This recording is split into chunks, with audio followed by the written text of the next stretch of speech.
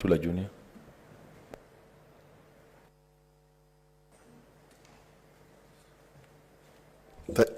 Thank you, Speaker. First, Speaker, to the family of the late Mwai Kibaki, the constituents, the country generally, where he comes from, Nyeri, from Senator Ephraim, allow me to pass my condolences and that of my wife, Anita, and the people of Makueni on losing such a great one. Mr. Speaker, the young people like myself and others can only repeat sentiments of what we have had. We've not had the opportunity like Senator Wetangula, Senator Maina, Senator Orengo, Senator Ongeri, who had the privilege of working with this good man.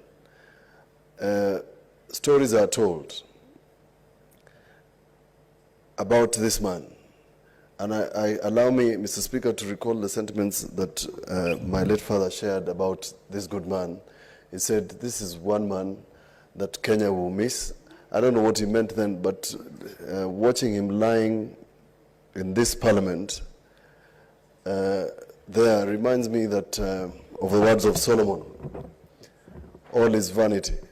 I hope our presidential candidates and the people who want to rule this country can learn some lessons about this good gentleman, Mwai Kibaki.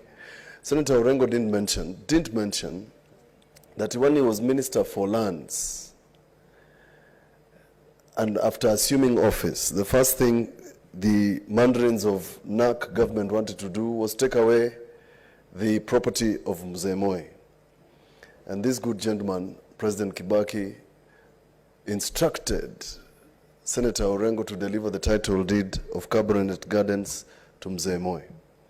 While he would have taken revenge, and while in 2003, he had the power and influence to punish those who were in Kano at the time, Mr. Speaker, President Kibaki did not do so.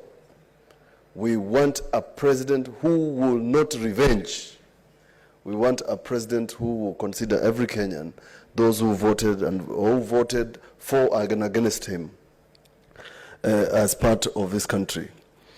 Mr. Speaker, Shakespeare once said, the evil that men do is written in brass, and the good deeds that they do are written in water. I'm not sure, Mr. Speaker, that the politicians of this country believe in what Mwai Kibaki believed in. We don't. Because he left a country that was less corrupt. We are very corrupt. There is actually a picture of something he said. I can't remember it offhand. But there's a very nice picture on the, is it 6th floor or 2nd floor, of Arambe House, about what Kibaki thought about corruption and service to the people. It nearly appears like a contradiction that it appears in that place, because a lot of the bad things that have happened to this country, some of them have happened in that building. Mr. Speaker, I remember this president, after he left office, as a gentleman who I saw every other Sunday at the Consolata Shrine, where I go every Sunday. We used to go every Sunday. I used to walk there simply. And Mr. Speaker, I think that the future of this country, and I'm not quite sure whether somebody is going to write a book about this man. I'm not sure whether we will produce a man like this. But Mr. Speaker, a lot of things need to be written about the late Mwai Kibaki. I recall vividly the story about the Constitution told by my late father. Mr. Speaker, if it wasn't for Mwai Kibaki remaining firm, a lot of the people in his government did not want a new constitution. He just remained very firm. And every time they used to conspire, there's a word my father used which I will not use here, and he sought for his opinion. He said, what the minister has said will follow. And it's through following the advice and what Senator Orengo is saying, listening. I admire this gentleman for his patience and listening. We are quick to judge, we are quick to anger, we are quick to punish our enemies. And Mr. Speaker, since I do not aspire to be a president, those who aspire to be presidents of this republic must borrow a leaf from Mwai Kibaki. He led a cabinet of 42. Was it 42? Cabinet ministers. Can you imagine? ODM, Wiper then, ODM Kenya, and his own party. All these people, Anyang' Nyong'o, Orengo, Raila, him, and others were in the same cabinet. The current government is having problems with 20. Just 20. He led a government and he found a process and he believed in processes.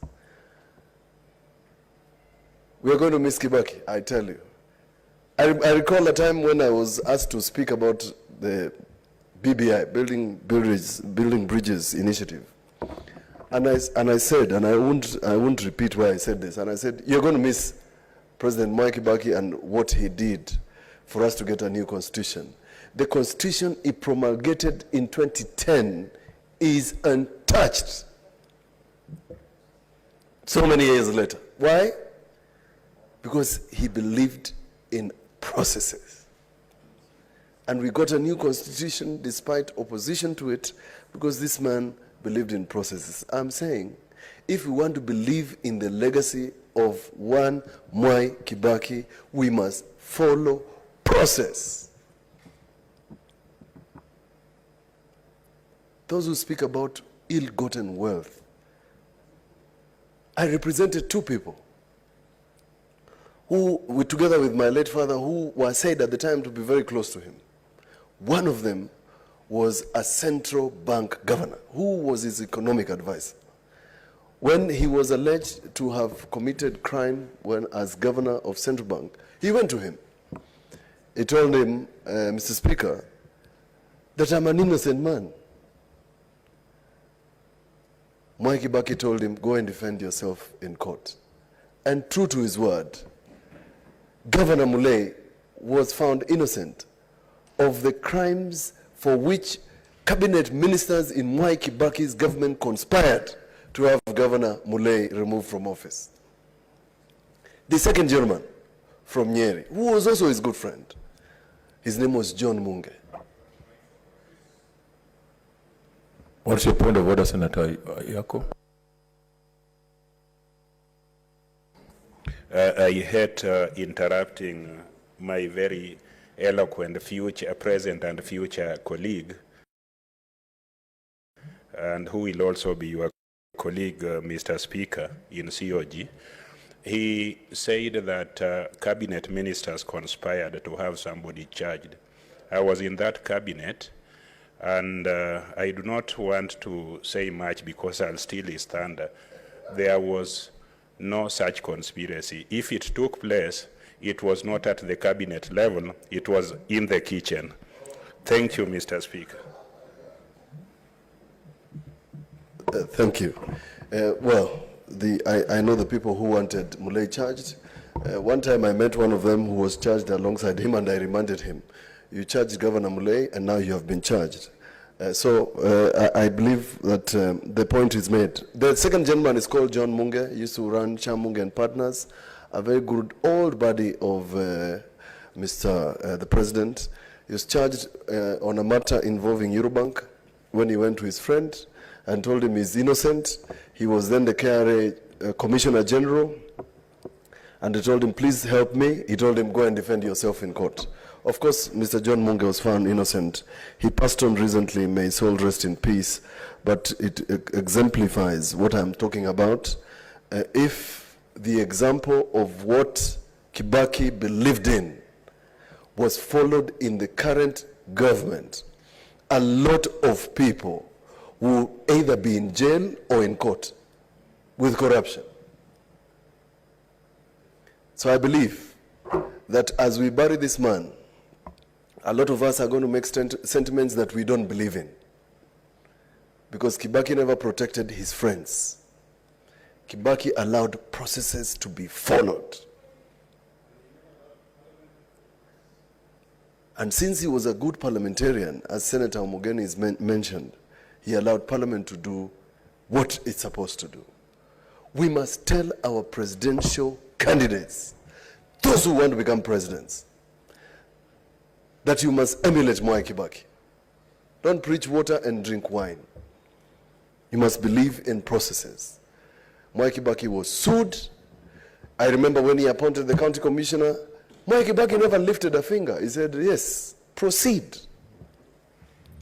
And I believe the next chief executive of this republic must be able to tell us that he will follow the footsteps of Mwai Kibaki in terms of allowing processes, because that's what this gentleman believed in. I cannot not mention, Mr. Speaker, the question of debt. This man left this country with no debt, or very little debt. And since we are eulogizing him, let's say the things as they are, so that somebody can learn a lesson. Was it because this gentleman, the Makerere student, was a good economist? Did the economist disappear soon after Mwai Kibaki? The answer is no. What he did is that this good gentleman had an economic council, National Economic Council, ECOSOC, that advised him. That is the reason our economy was thriving in his time. That's the reason we borrowed less. And this is really some of the lessons that as we eulogize him, we must call it as it is. This country, I must say, has been mismanaged after Kibaki. I will say it for the record and for his grandchildren to read. Mwai Kibaki led a peaceful transition.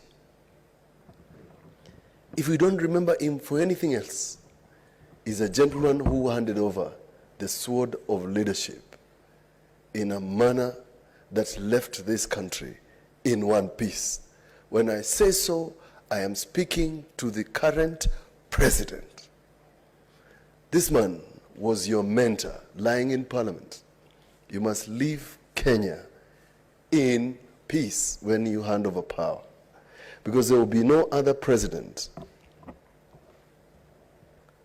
I believe that President Uhuru Kenyatta is going to do the right thing, as his predecessor did.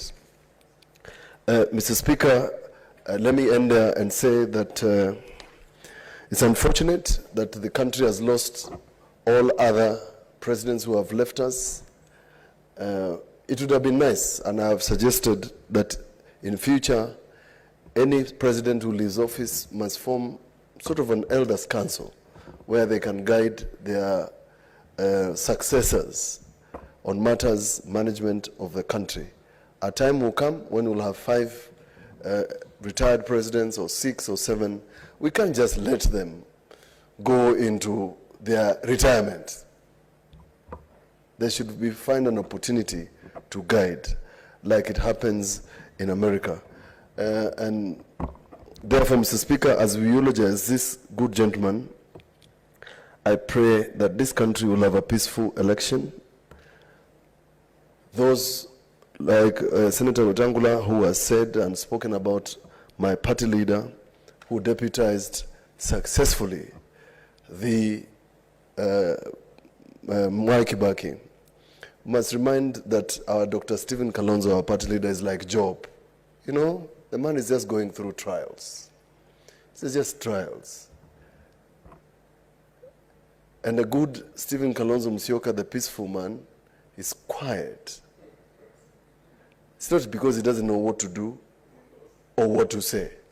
It's not because we don't know what to do or what to say. We are peaceful people. We are watching. All of you.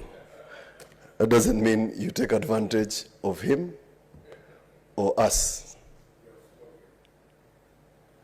And nobody is going to marry us by force. No. We are going to do everything. We are going to do everything. Those who sit with him and those who advise him, we're going to do it, everything, doing it willingly. Willingly. Because this country is bigger than all of us.